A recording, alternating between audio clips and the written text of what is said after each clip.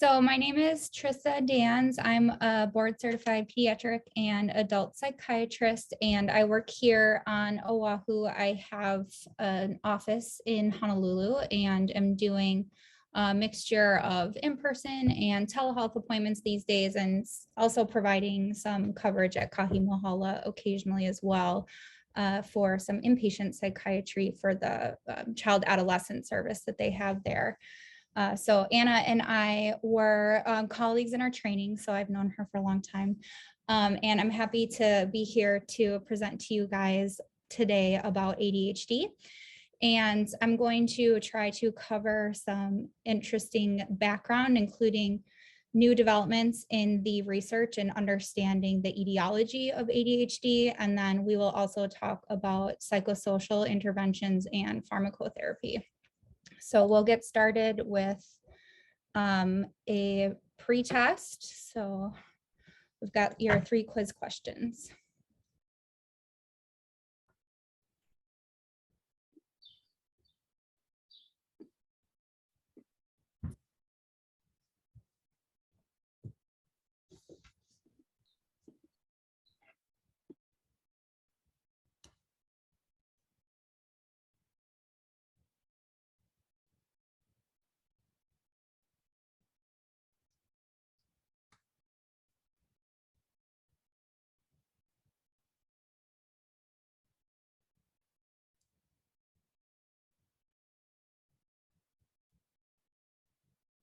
Ooh, I feel this last question is really keeping us on our toes over lunch, that we're not making sure to pay attention and not get too drowsy. I like this with the various combinations.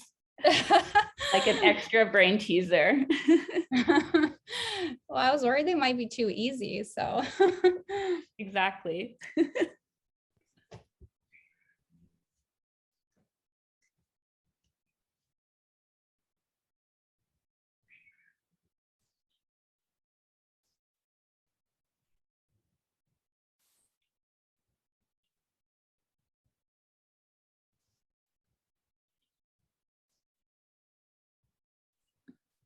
Leave it on for about another minute. About a third participating in the poll.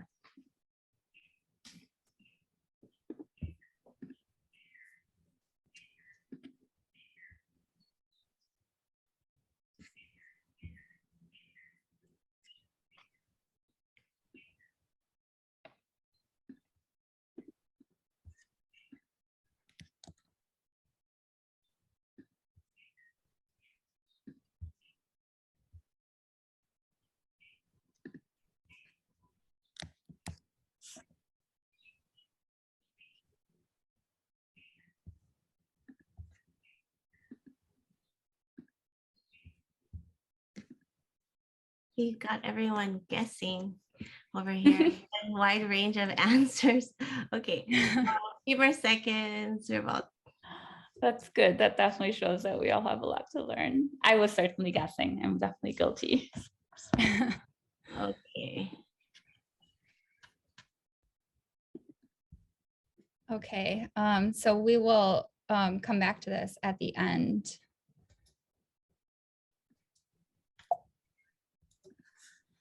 All right, so let's start with just a quick review of the diagnostic criteria. So ADHD was previously referred to as 3 different types or subtypes, but the nomenclature has actually changed from type or subtype to current presentation. And this was after a large meta-analysis that looked at the validity of the ADHD subtypes, and it showed that there was a lack of both major neuropsychological differences and a lack of developmental stability between the subtypes. So for that reason, the nomenclature has shifted to current presentation, which more appropriately denotes the present clinical assessment, which often changes over time. And you guys are familiar with the age of onset prior to age 12 is one of the criteria, and the other relevant thing to point out here is that the symptoms it's important that they're not better accounted for by a mood disorder, an anxiety disorder, and that it's not exclusively due to oppositional behavior.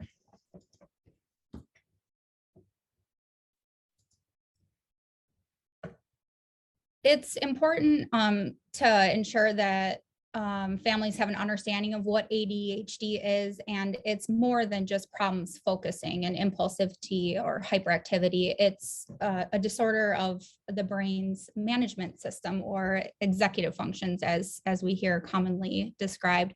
And although the diagnostic criteria don't explicitly refer to executive functions, many of the deficits in ADHD identified in the research are these exact type of problems.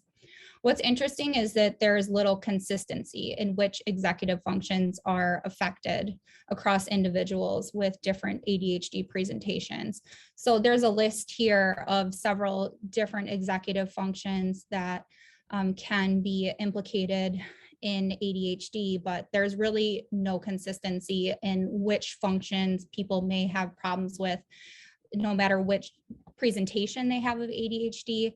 And interestingly, about 10% of healthy non-ADHD controls in the studies have deficits in 2 to 3 of these domains as well. So there's substantial inter-individual variation, and research shows that these domains and the difficulties in the different domains are relatively independent of each other. So it suggests that there is a presence of like multiple pathways to ADHD. So we're really just starting to understand just how heterogeneous of a disorder ADHD is.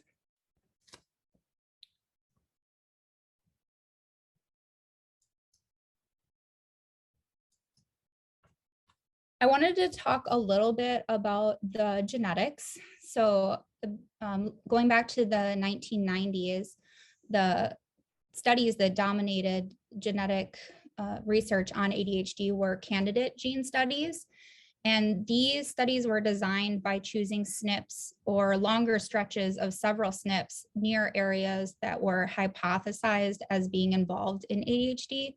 And they chose what gene regions to look at based off of the pharmacotherapy targets. So because we knew that stimulants were effective treatment, they chose to look at regions and genes near areas such as dopamine receptors, serotonin and dopamine transporter genes, and other similar gene regions. And they did find associations with the ones that I've listed there, the serotonin and dopamine transporter genes, dopamine receptors, but the associations were pretty weak.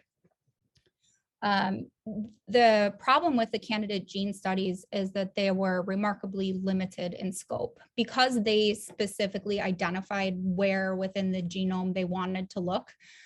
It was really just a very small, minuscule fraction of the genome that was researched, which is why the genome-wide association study was something that was needed in order to really look at the entire genome and look for DNA variants across the genome that may be implicated in ADHD risk. So the GWAS, it was a large study. They had 20,000 cases, 35,000 controls. It was conducted by a worldwide consortium of researchers.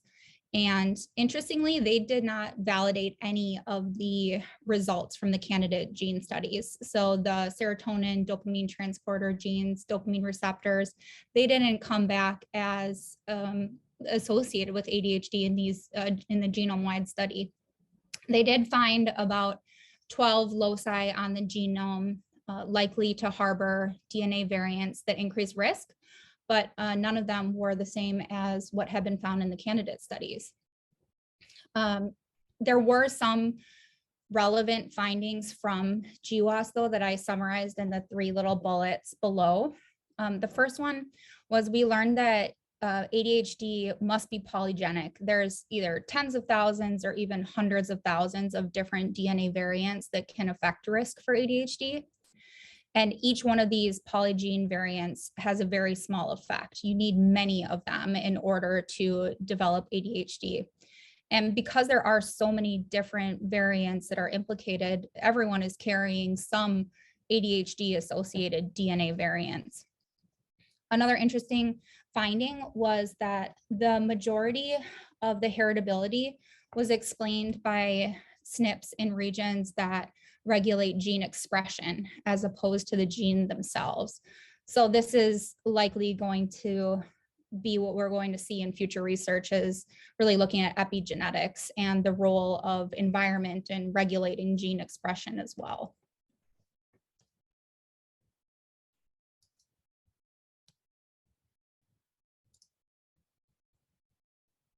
It's relevant to, oh, a lot. Sorry about that. Let me get back to where I was here. We're skipping to the end. Okay, it's relevant to discuss comorbidity alongside genetic risk, because studies have shown that the genetic risks are shared between ADHD and the comorbid conditions. On the right there, you'll see a list of the most common comorbid disorders. And it's estimated that about 70 to 80% of people with ADHD have at least one other disorder.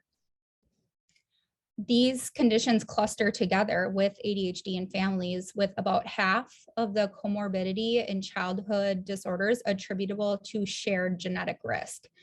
So this is relevant because it argues against the idea that when you see someone with ADHD plus one of these comorbidities, that one of them is the primary disorder and that you should only treat the primary disorder. The fact that there is this shared genetic risk argues that we should be considering both disorders as co-occurring as opposed to primary and secondary phenomenon. And then we should really be treating both. When trying to determine an approach to treatment, you can still consider which one is the most serious or most debilitating condition and start with that first.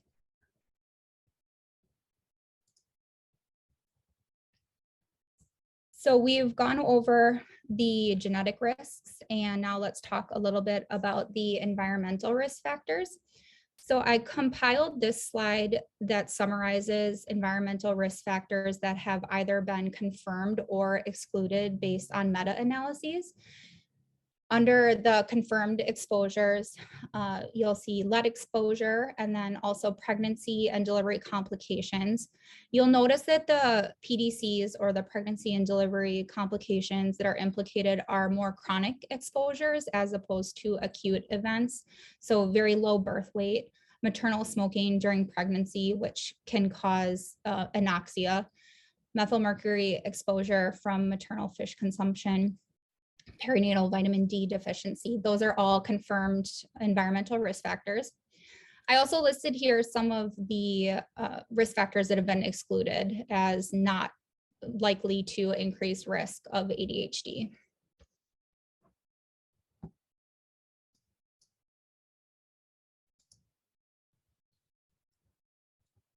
In addition to the environmental exposures confirmed to increase risk by the meta-analyses that we looked at in the previous slide, studies also implicate adverse psychosocial experiences as risk factors.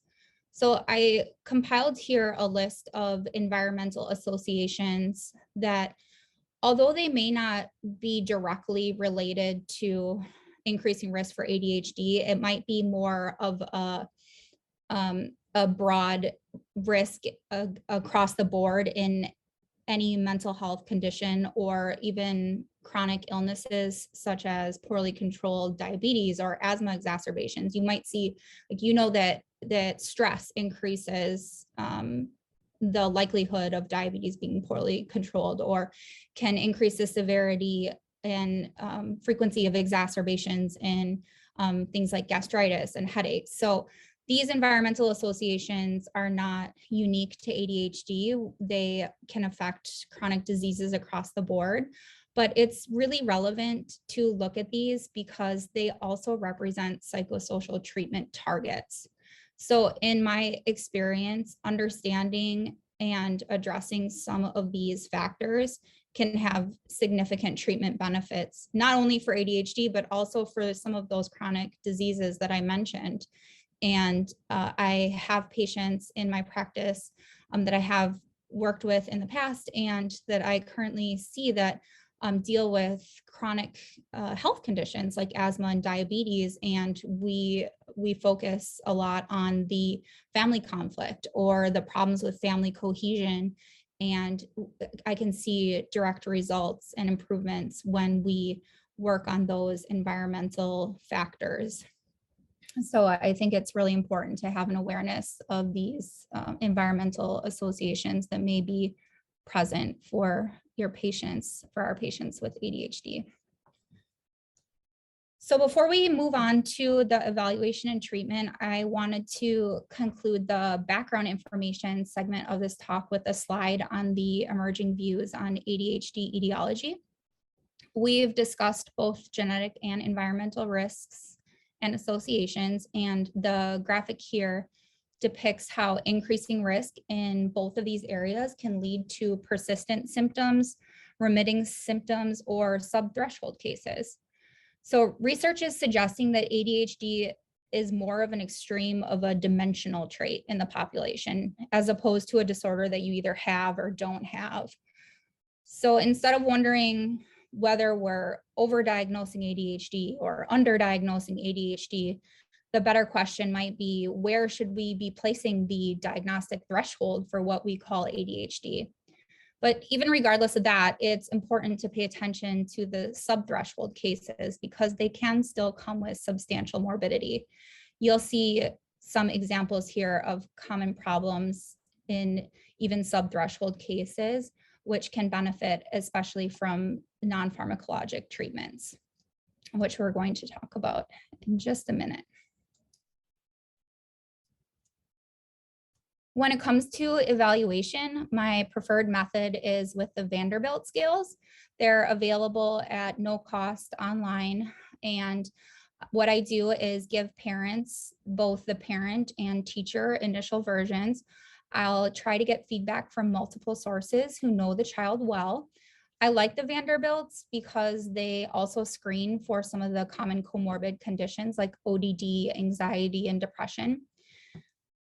And what I'll do is I'll have the parents asked to have at least 2 teachers who know the child well fill it out. I like to, if both parents are willing to complete it, especially if you think that they might have differing opinions, like if the parents are separated and live in different homes, or if there's a grandparent or auntie or uncle who's really involved in the care of the child, it might be relevant to have them complete one of the forms as well.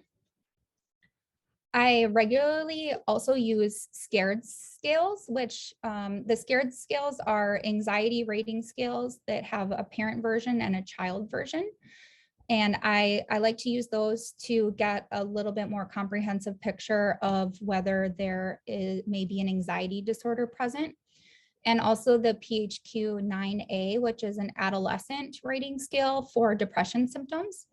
And I pretty commonly use the Vanderbilt plus, if it's a child or adolescent, the SCARED, and if it's an adolescent, the PHQ-9A. Anxiety and depression can sometimes manifest similar to ADHD, and it's important not to miss these illnesses, which could be either co-occurring or they could be the true cause of the inattentiveness or academic problems that the parent has brought them into clinic for. A quick history on sleep is critical, and it's often a first place of intervention for me if it's clear that there are problems in that area. And then also a detailed social history with HEDS exam and a basic understanding of parent stress will help develop an understanding of the environmental associations that we discussed a couple of slides ago. I also just included a reminder in here that it's important to make sure that they've had auditive and visual assessments, and it's relevant to exclude hyperthyroidism as well.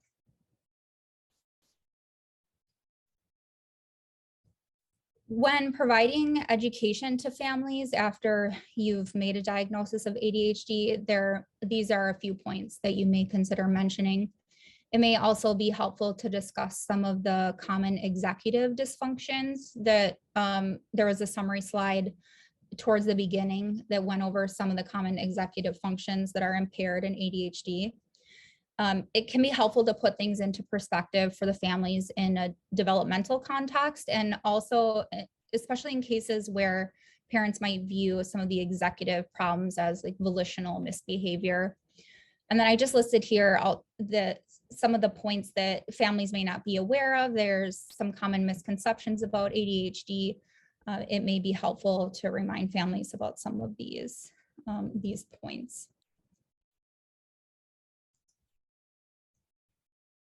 Moving on to treatment. There's two main categories here, pharmacologic and behavioral or psychosocial, which I use those terms somewhat interchangeably. We'll spend some time talking about both. So yes, stimulants are considered the first line treatment for ADHD, but the research shows that even stimulants are less effective when they're used without psychosocial interventions. We're also going to talk about some non-stimulant options. When deciding whether to use pharmacotherapy or not, one question I get is how young is too young for stimulants? So for me, if a child is under 6, I would only typically consider a stimulant if there's hyperactivity or impulsivity that puts the child in danger. So for example, they're having repeated injuries or high-risk behaviors. That said, I've found the appetite suppression can be really problematic, especially in these younger kids. So in those cases, a non-stimulant may be a good alternative. In all cases, I always come up with, or help families come up with, I should say, a non-pharmacologic or a behavioral plan. I think I can't stress enough how essential of a part of the treatment that is, either with or without medication.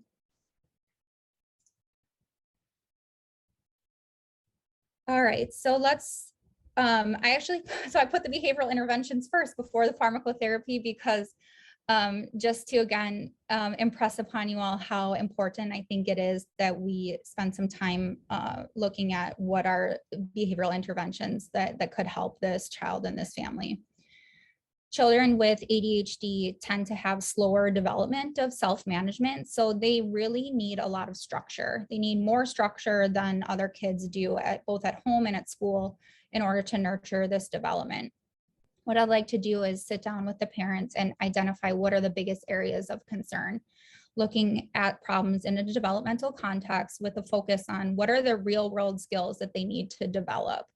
So for example, common areas of problem would be getting ready for school, or what happens when they get home from school, bedtime routines, keeping up with assignments. It's extremely helpful to have both parents present for these discussions, and the parents should work together to come up with a plan they both agree to help enforce. And we're going to be like at some point in this idea of coming up with behavioral plans, you're going to be running into the difficulties of the time that you have with patients and families. I know in a pediatrics clinic, you obviously do not have as much time as say I do in my clinic. And if you run into cases where it's difficult to get the parents working together, coming up with a plan, you're struggling in this area, that might be a good time to consider referral to a mental health or behavioral health provider if they have access to those resources. So just to say a little bit more about having parents working together.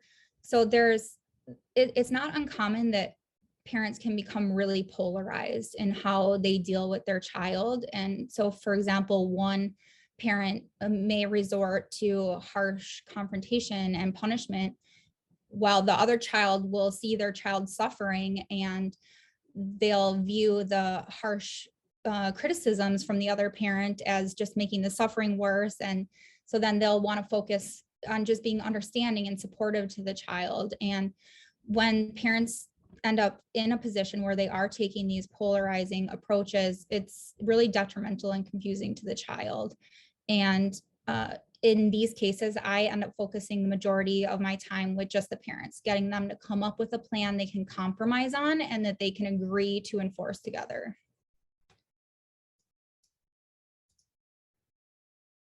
So just to get into a little bit more specifics about what some of these behavioral interventions can look like, the key points here are focusing on developing structure, having a schedule and routines, and using rewards.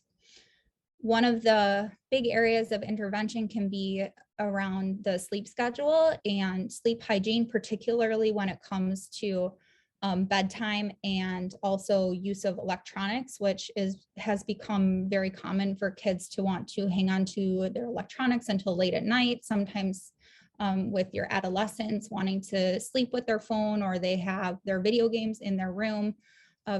Really, as you guys know already, this is harmful to their sleep schedule. And that's often one of the first things that I'll work on with parents is getting the electronics out of the room or having a set end time for the electronics.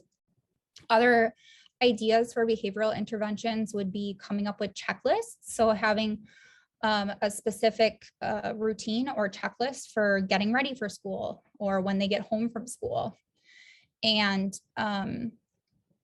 if the problems are specifically with assignment completion and their academic performance, it's really important to increase the communication between parents and the school.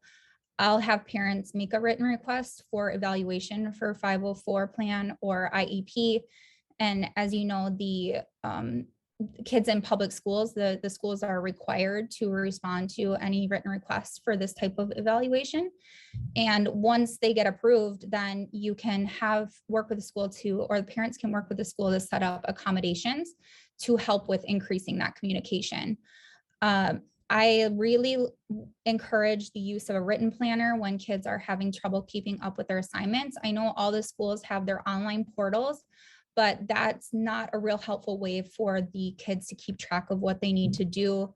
The parents tend to have to be very involved in looking at the portal, and it's not always updated. So using a written planner, and sometimes what I'll do is have the kids get the teacher's initials on the planner every day, that they've correctly written down what all the assignments are, so that parents are more informed of what is expected of the child. Now, whatever behavior plan that the parents come up with, it's important that it's really clear. So if mom is enforcing it or dad is enforcing it or grandma or an auntie, like there's no question about whether they met the expectation or not. And I also like to use rewards contingent upon them successfully doing what was expected of them on a day-to-day basis. Most common thing I do is make their electronics contingent upon meeting their expectations for that day. For example, if the problem that you're working on is the after school routine, then you set, okay, 3 p.m. to 6 p.m. is when you're going to do this checklist of 5 things. And one of those things is to complete your homework. And so long as you're done with that by 6 p.m., then you get your hour and a half, 2 hours maximum of electronics time from 6 to 8 or whatever it may be. So I really like to use the rewards on a day-to-day basis so that every day the child gets the opportunity to practice the skills and has that reinforcement with the reward available to them. All right, moving on to the pharmacology. So here is a list. On the top are the non-stimulants, and then followed by the methylphenidate and the amphetamine. There's obviously many more derivatives of the stimulants than what I have listed here. I just included a couple examples, but so that you're aware, the guanfacine and clonidine, both in their extended release, atomoxetine, as well as the stimulants, they're all FDA approved for pediatric use in ADHD and 6 years old and above. Adderall in its immediate release is actually approved for use even younger than 6 years old. When deciding what medication to start with, if we're going the route of a stimulant, I like to start with the methylphenidate or Ritalin because it is less potent than the amphetamines. The amphetamines have the additional mechanism of stimulating dopamine release and blocking breakdown, as opposed to just blocking the reuptake, which is what the methylphenidate does. I usually start with the immediate release because you can see more quickly what the effects are. I'll have parents try a couple doses of the methylphenidate, 5 milligrams, see how it works, increase it to twice a day, and then slowly titrate up from there to maximum effect. In most cases, I'll end up switching to a long-acting at some point. My go-to long-acting for the methylphenidate is Concerta because it has, I'll just jump ahead and then we can come back. You'll see top right, Concerta duration of action. It's more steady than some of the other formulations. Coming back here to the summary of the pharmacologic treatments, I wanted to just go over briefly the non-stimulant options. So both guanfacine and clonidine I use for impulsivity, aggression, and hyperactivity primarily. They both have the same mechanism of as an alpha-2A receptor agonist. They both do cause some sedation, clonidine more so, which is why I'll typically start with the guanfacine. Atomoxetine is a little bit different. It does both directly and indirectly affect dopamine and norepinephrine levels. It also helps with depression and anxiety symptoms in addition to ADHD. So if you have a case where you're looking to avoid a stimulant for some reason, and if they also have mood symptoms, that might be a good case to consider trying the atomoxetine. When starting a new stimulant, I usually see them back in clinic about 2 to 3 weeks after the starting dose. And preferably I'll have them come back to clinic with updated Vanderbilts. So the Vanderbilt assessment forms or evaluation forms have a follow-up version as well that's shorter. It doesn't go through all the screening questions again for anxiety, depression, etc., but it does look at the ADHD symptoms again. And you can use that to compare and see how much of an effect the medication has had. Generally speaking, you want to titrate to maximum efficacy or until the side effects become concerning, which we'll talk a little bit about the side effects. So this is obviously not a real comprehensive table because there's so many more medications, but you can look up this type of information online in terms of what is the duration of action, especially of some of these long-acting stimulants, which there's so many different formulations of nowadays. So the most common side effects to the stimulants are nausea, weight loss, insomnia, agitation, headaches, irritability. There's also some less common but more serious side effects like tics, psychotic symptoms in rare cases, raised blood pressure, and as you know, growth retardation is a potential concern. I see it especially in younger kids, concerns with the stimulant use. I just wanted to also mention here the benefits because the stimulants do have side effects, but there's also a lot of research that there's benefit to using stimulants when they're warranted. There's a list here of findings from numerous different studies that showed lower risk of things like sexually transmitted diseases and substance abuse in people with ADHD when they are treated with a stimulant. So although they do come with risk, when you weigh the risks and the benefits, it often will make sense to use the stimulant when it's indicated. This is a table that of information that I came across for how to manage some of the side effects of the stimulants and also atomoxetine. So the guanfacine and clonidine are not included in this table, but there's just some ideas here in terms of how to monitor and manage some of these common side effects. Weight loss and poor appetite being one of the most common. What I will often do in that case is if you can do the immediate release, I'll have them take it after breakfast and after lunch so that they'll have the least amount of medication in their system when it's mealtime. And then we also just encourage snacks and higher fat foods to try and make up for the fact that their appetite is not as good.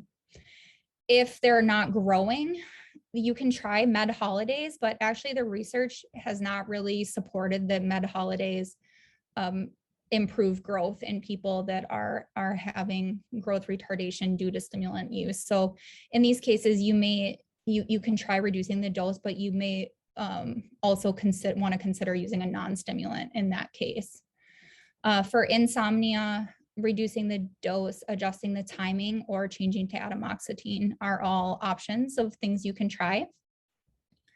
The atomoxetine does have a warning for hepatotoxicity. I don't routinely check AST, ALT before starting atomoxetine, but I included that here because I thought it would be important at least to be aware that this is a potential side effect to inform parents about, and just to be aware of in your monitoring. If they were to develop jaundice, it could be due to atomoxetine.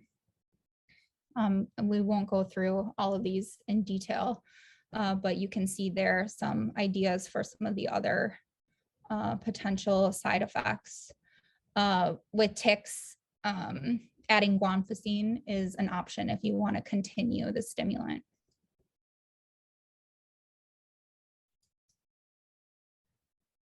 I included here on this slide a few resources that you can give to families. So the top 2 bullets there are websites that have a lot of information. And then the bottom 2 bullets are books that may be helpful for families, parents that want some reading material to do some of their own research. I really like recommending 1-2-3 Magic for parenting guidance. So especially with kids with difficult behaviors associated with their ADHD or that also have ODD. The 1-2-3 Magic talks about practical solutions to everyday problems in parenting, and they focus on the need for parents to avoid getting caught up in their own emotions and encourages parents to use less words when disciplining. So avoiding like over debriefing with the children, for example. So those are a couple of resources that you guys can consider recommending for families. Okay, so I need to catch my breath. I hope you guys could, I hope I wasn't going too fast for you all, because I feel like if I need to catch my breath, then maybe I was talking too fast for you to listen, but I'll give you all a few minutes to do, let's go back and rethink through our quiz questions.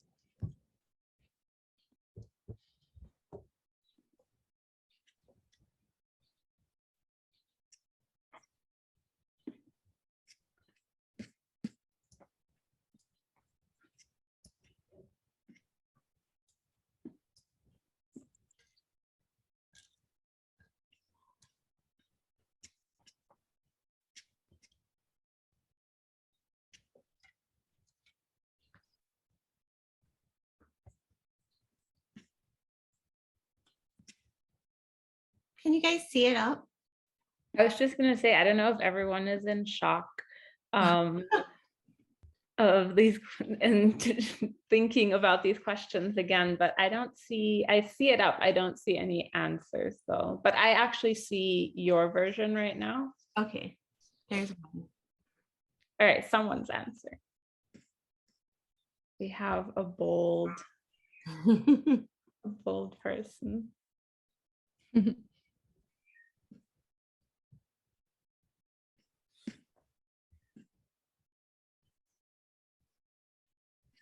And yeah, we'll give people some time to read through these nicely and answer the questions. I haven't seen any questions come up in the chat so far, but people are of course doing their questions first now. After we've gone over the answers, if there are no other questions, I don't know if you off the top of your head have a couple of kind of examples of things like patients, types of patients that you'll see, or just specific questions that you see that are very often leading to a referral where, you know, potentially there's something extra we could be learning here that would help us initiate care, you know, ideally before or even instead of having to refer right away. It's always the $1 million question, right?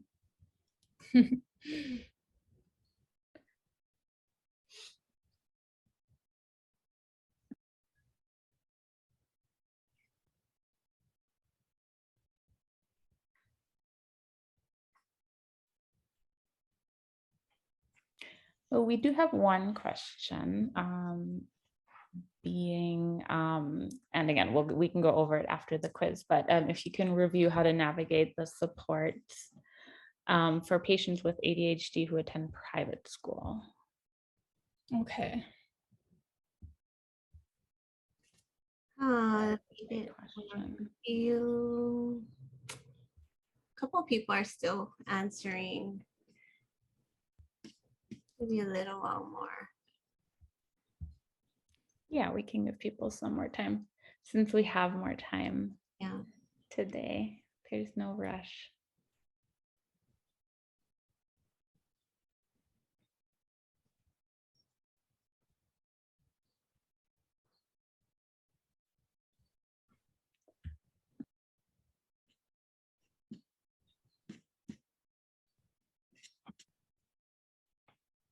Okay, I think we'll end the poll.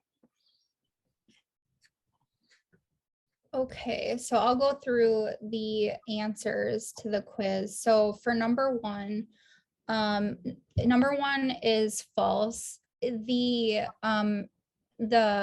different presentations are listed correctly. So it is inattentive, hyperactive, and combined, but the nomenclature has changed. Instead of calling them types or subtypes, it's now called current presentation. And the reason for that is because the research showed that there's really no identifiable neuropsychological differences between the three presentations, and also there's no real developmental stability. So you can perhaps you've noticed that like hyperactive presentations tend to be more common in younger populations, and inattentive, for example, in adults with ADHD, they may have had ADHD their whole life. They may have had a hyperactive presentation at one point in time, but that presentation can change over time. So we no longer refer to subtypes, but now refer to the current presentation. For number two, so which of the statements is false? We'll just go through them. So medication used to treat ADHD is less effective if not combined with psychosocial supports. That's true. Research does back up that medication is less effective if it is not combined with psychosocial supports. And letter B, current diagnostic criteria do not explicitly refer to executive functions. That is also true. We do know that executive functions are implicated as problems in ADHD, but it's not explicitly referred to as a diagnostic criteria. For letter C, an effective parenting strategy balancing each other out by having one parent focusing on supporting the child while the other is more focusing on discipline. That is false. It can actually be fairly detrimental and if nothing less confusing to the child when parents are taking different approaches to helping them with whatever difficulties they may be having. And it's far more effective if parents can come to a compromise and agree on a single strategy that they can work on together implementing. And letter D, this is true. Two big mistakes in parenting would be talking too much and showing too much emotion. So it's always a good idea. And this is something that the 1, 2, 3 magic will teach parents. Try to hold back your emotion as a parent when your child misbehaves, and don't talk too much. Don't over explain and over debrief with the child over what has happened. For number 3, which of the following statements is true? So A is true. Extended release clonidine, guanfacine, and atomoxetine are all FDA approved for treatment of ADHD in pediatric patients. Letter B, this is false. So methylphenidate does not stimulate the release of dopamine. Only amphetamines do that. They both block reuptake, but amphetamines are more potent because they also stimulate the release of dopamine. For letter C, this is also false. The catch there is the last part, no known effect on dopamine. Atomoxetine does indirectly increase dopamine levels in the brain. It blocks the norepinephrine reuptake transporter, which interestingly is also responsible for reuptaking dopamine. So although it doesn't work specifically with the dopamine transporter, it still increases dopamine levels in the brain.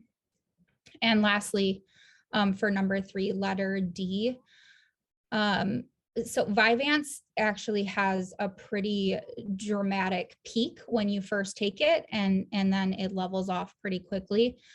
So it's not a very stable plasma level over time. So that one is also false. So the correct answer for letter 3 is A.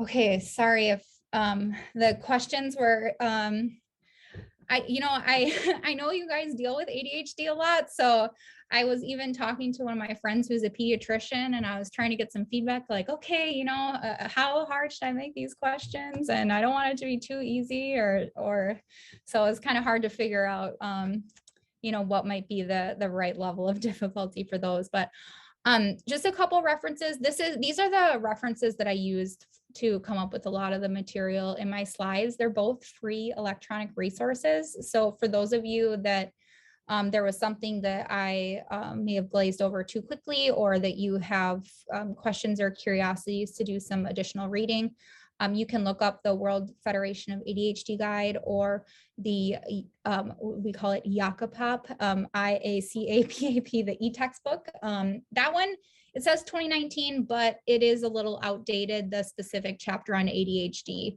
The World Federation Guide has more up-to-date information about ADHD. So here's my contact information as well, if anybody has any questions.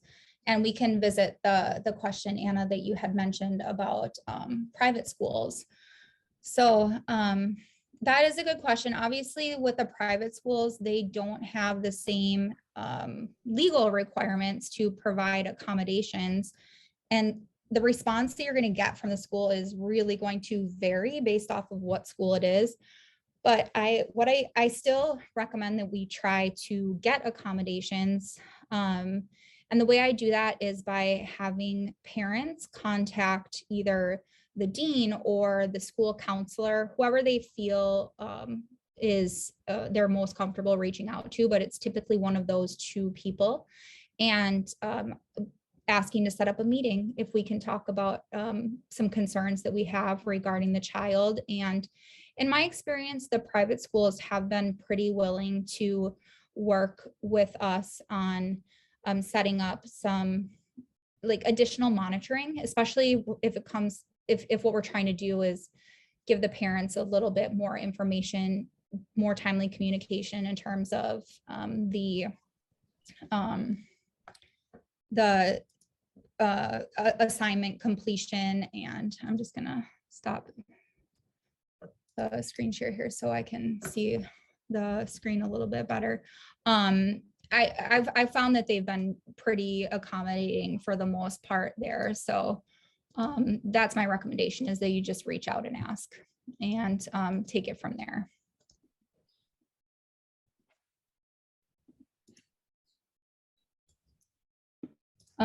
Does that answer whoever had the question about private school? I don't know if there's any follow-up comment or question about that. Feel free to I ask will or keep say? an eye out in the chat. I don't see a follow-up question around that so far, though. Okay.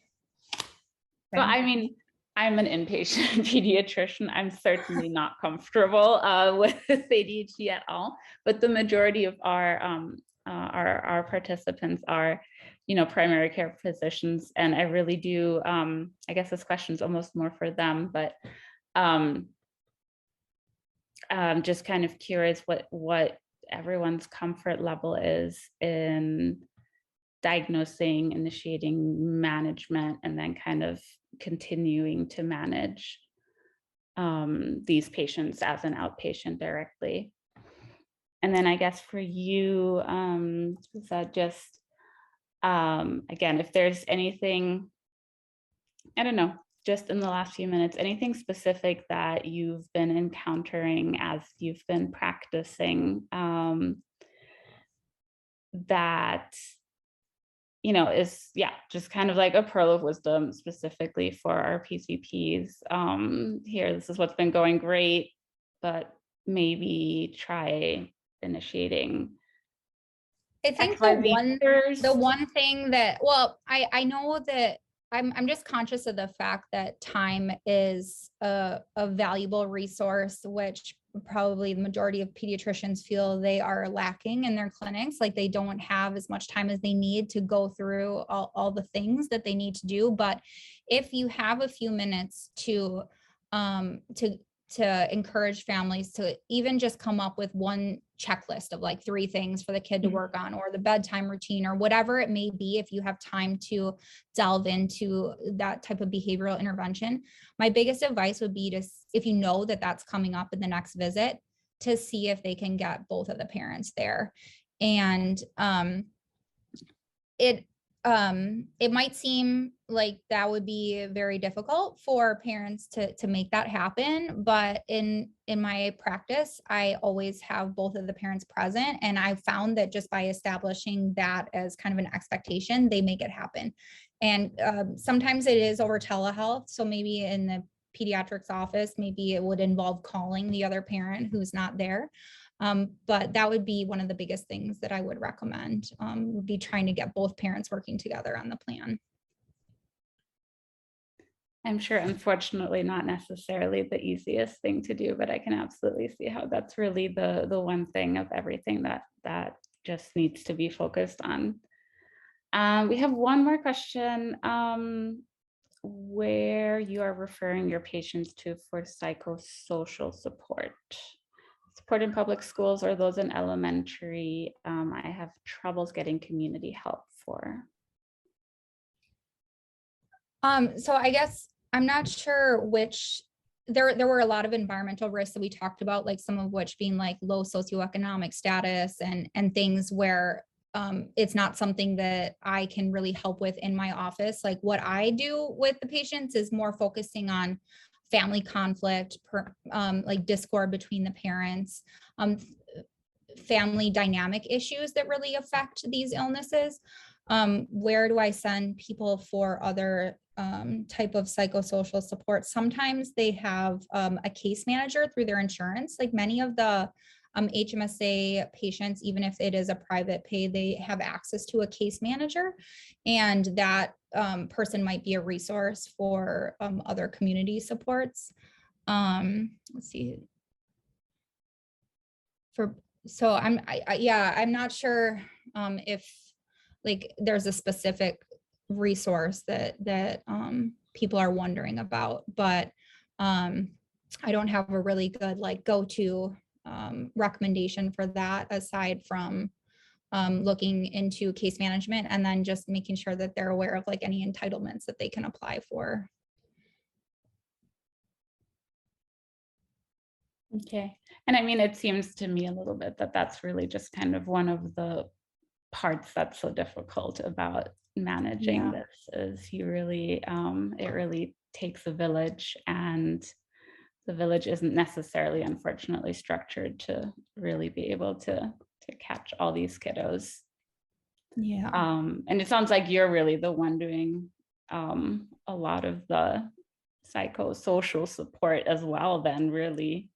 Yeah, that's basically how I've set up my practice is I do meds, but I typically set aside 45 minutes for all of the visits. And then I spend a lot of time just hashing through these behavior plans is what is kind of how I refer to them with the families. But it's just having the parents talk through what do they want to do to work together to address this problem. And I find it's not so important that they do the exact right thing to help their child with their ADHD, but just that they agree to something and that they implement it together. That in and of itself is more important than what specifically they're focusing on. Okay.